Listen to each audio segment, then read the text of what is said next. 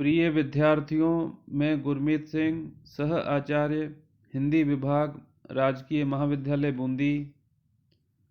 आज के मेरे ई व्याख्यान का विषय बीए प्रथम वर्ष हिंदी साहित्य प्रथम प्रश्न पत्र के अंतर्गत कवि नरोत्तम दास द्वारा रचित खंड काव्य सुदामा चरित से संबंधित है। इससे पूर्व के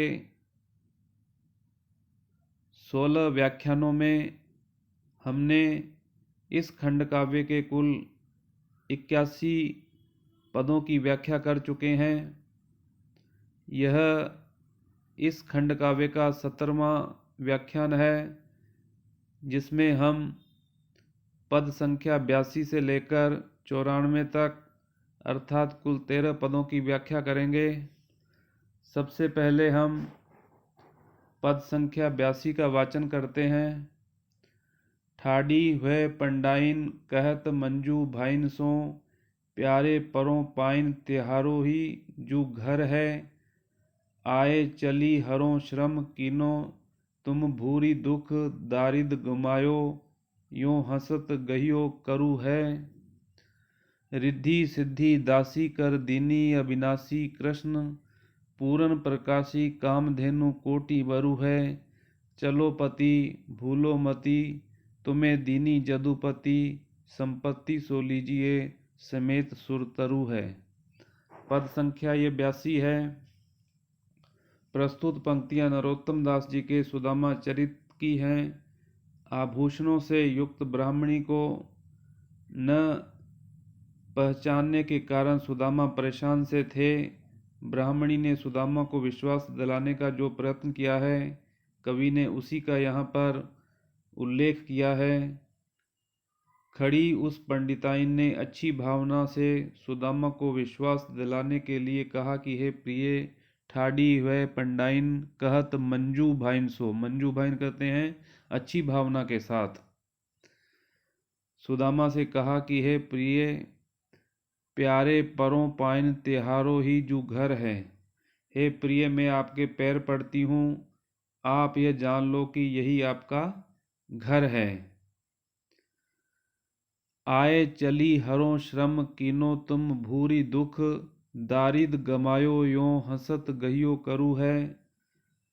आप इतनी दूर से चलकर आने के कारण थक गए हो, सो अपनी थकान मिटाइए। आपने बहुत कष्ट उठाया है और गरीबी को मिटा दिया है। ऐसा कहकर उसने हंसकर सुदामा का हाथ पकड़ लिया। उसके बाद कवि उल्लेख करते हुए कहते हैं कि अविनाशी कृष्ण ने रिद्धि सिद्धि दासी कर दीनी, अविनाशी कृष्ण पूर्ण प्रकाशी कामधेनु कोटि वरु है। वह ब्राह्मणी अपने पति से कहती है कि अविनाशी कृष्ण ने अब रिद्धि सिद्धि को दासी बना दिया है। उन्होंने पूर्ण प्रकाश युक्त ऐसी कामधेनु दी है जो करोड़ों वरदानों के समान है। पूर्ण प्रकाशी कामधेनु कोटि वरु है। वरु कहते हैं वरदान को, कोटि यानी करोड़ों वरदानों के समक्ष है, समकक्ष है, समान है। चलो पति भूलो मति, तुम्हें दीनी जदुपति, संपत्ति सो लीजिए समेत सुर तरु है। हे पति, आप भूल मत करो, वास्तविकता पहचानो, ये सारा सुख यदुपति कृष्ण का दिया हुआ है। आप इस संपत्ति के साथ कल्प वृक्ष को भी ग्रहण कीजिए। समेत सुर तरु है। सुर अर्थात देवता, देवताओं का वृक्ष, कल्प वृक्ष जो मनोवांछित फल प्रदान करने वाला है, आप उसको भी ग्रहण कीजिए। इसके बाद पद संख्या 83 जो दोहा है, समझायो निज कंत को मुदित गही, ले गेह अनवायो तुरतहि उबटी, सुचि सुगंध सो देह।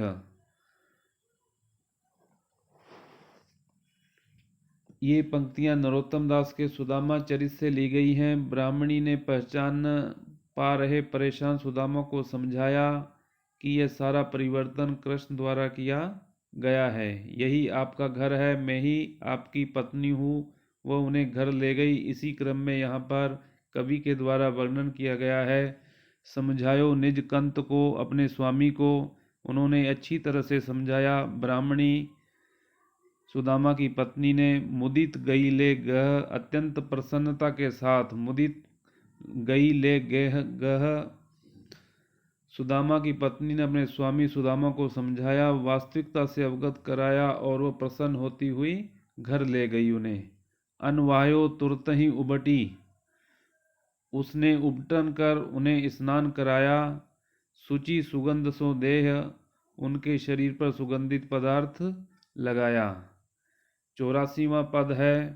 पूजो अधिक स्नेह सो, सिंहासन बैठाए। शुचि सुगंध अंबर रचे, वर भूषण पहिराए।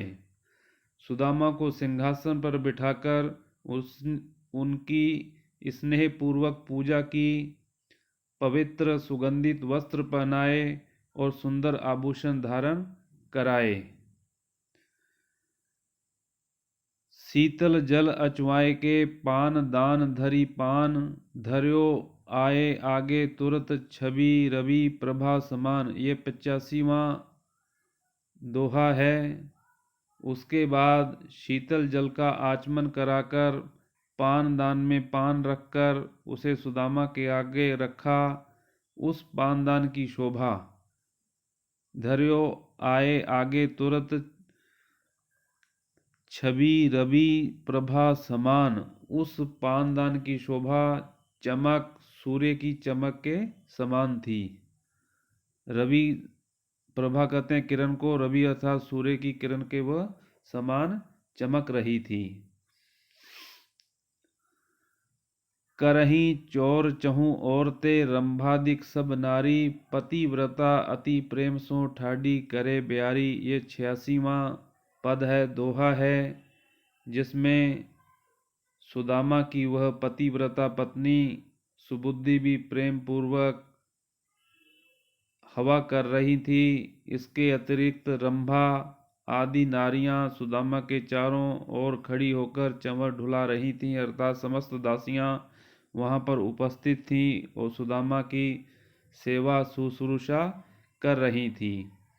सुदामा की पतिव्रता पत्नी भी सुबुद्धि भी प्रेम पूर्वक उनकी हवा कर रही थी। ठाडी करे ब्यारी, उनको पंखा झल रही थी। उसके बाद 87वां दोहा आता है पद। श्वेत छत्र की छाह में, राजत शक्र समान। वाहन गज रथ तुरंग बर, अरु अनेक शुभ यान।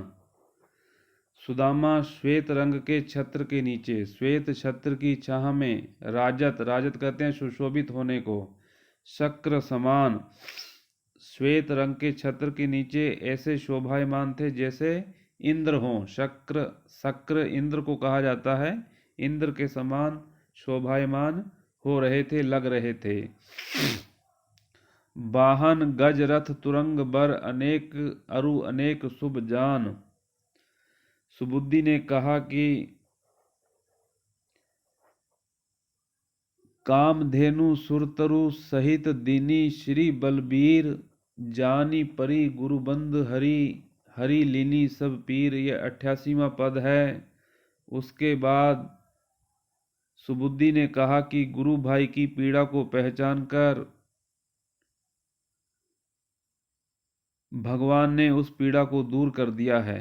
जानी परी गुरुबंद हरि हरि लीनी सब पीर, समस्त पीड़ाओं को ईश्वर ने हर लिया है। विविध भांति सेवा करी, पीड़ा को पहचान कर भगवान ने उस पीड़ा को दूर कर दिया है।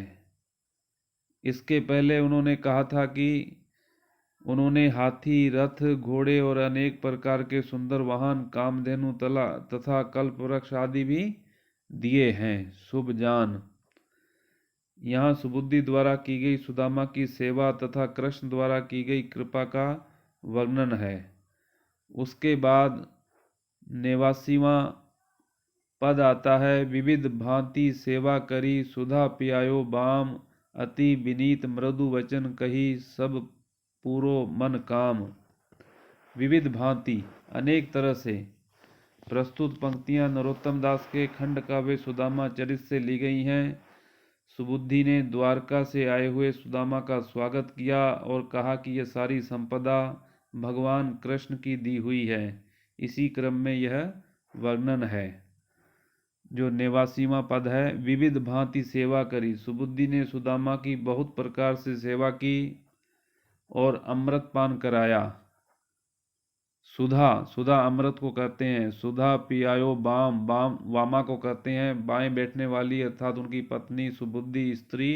उन्होंने सुदामा को अमृत पान कराया। उसने अति विनीत मृदु वचन कही सब पूरो मन काम। उसने अत्यंत विनम्रता पूर्वक मधुर वचन कहकर सुदामा की सारी इच्छाएं पूर्ण की। ले आयसु तिये नाहई करी सुचि सुगंध सब लाई। पूजी गौरी सुहाग हित प्रीति सहित सुख पाई।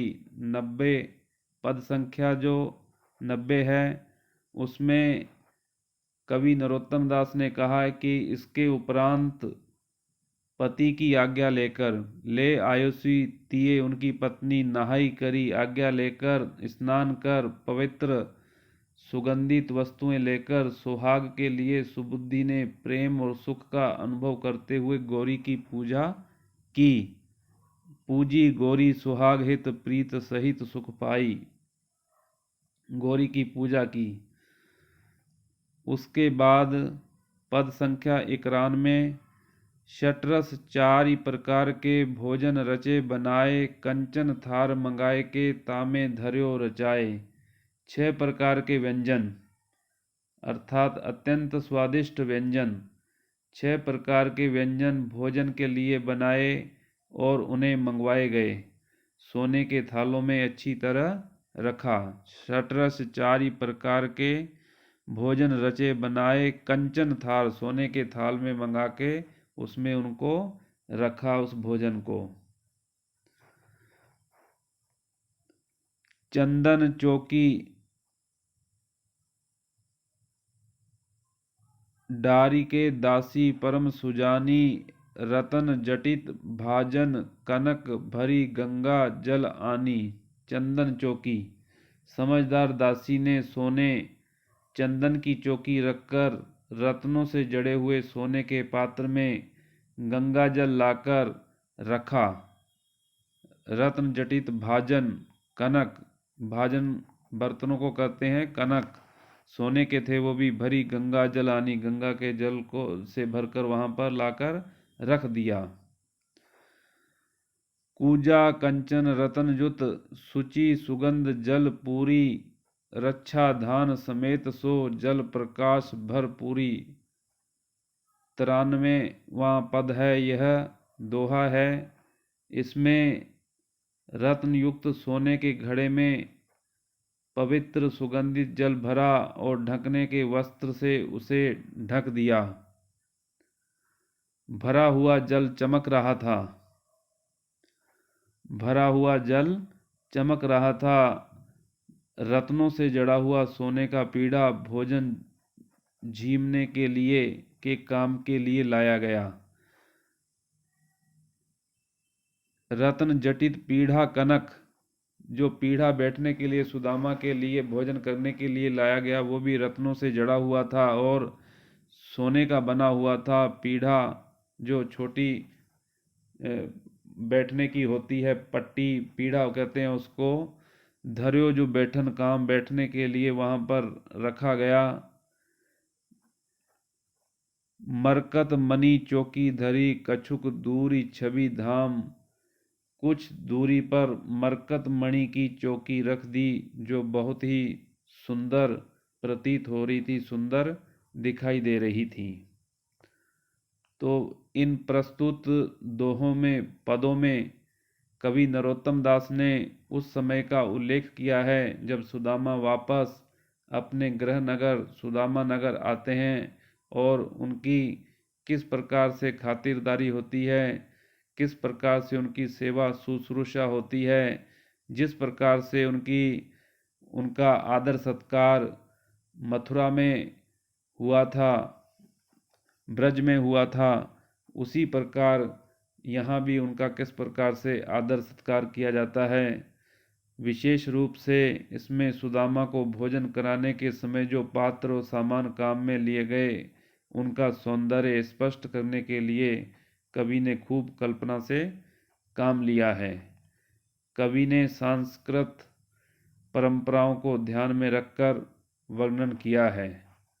अर्थात कहने का अभिप्राय यह है कि किस प्रकार से सुदामा की जो दरिद्रता होती है, वह गरीबी वो दूर हो जाती है और वह अपने गांव पुनः आ जाते हैं, और किस प्रकार से उनकी खातिरदारी की जाती है परिवार जनों द्वारा, उनके सेवकों और दासियों के द्वारा। उसका अत्यंत सुंदर सटीक यहाँ पर कवि ने वर्णन किया है। तो इस प्रकार विद्यार्थियों, आज का व्याख्यान यहीं समाप्त होता है। अगला व्याख्यान अगले वीडियो में प्रसारित किया जाएगा।